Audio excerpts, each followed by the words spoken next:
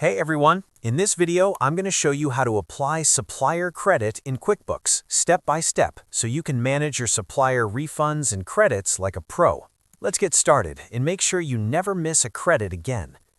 First, log into your QuickBooks online dashboard. Once you're in, look at the top left corner and click Create, then select Supplier Credit from the dropdown.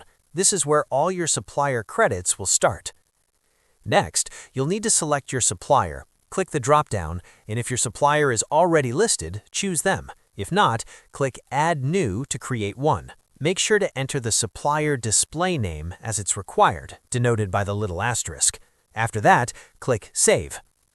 Once your supplier is selected, let's say Office Depot, you can fill in additional details, like their mailing address, the payment date, and a reference number for tracking.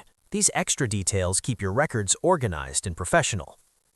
Now, let's categorize the credit. Scroll down to the Category dropdown and select the appropriate account. For example, if it's a refund for office supplies, pick Office Expenses. Then in the description box, add a clear note like Refund for defective printer toner, returned. This will help you remember exactly what the credit was for. After that, enter the amount of the credit, let's say $120.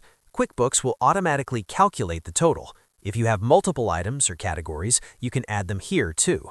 Once everything looks good, click Save and Close. You'll see a quick confirmation that your supplier credit has been saved. To double check, you can click on the credit to view it. It will also appear in your Expenses section, so you know it's recorded correctly. And that's it. Your supplier credit is applied and tracked perfectly in QuickBooks. If you found this guide helpful, make sure to hit that like button and subscribe for more QuickBooks tips and tutorials. Thanks for watching, and I'll see you in the next video.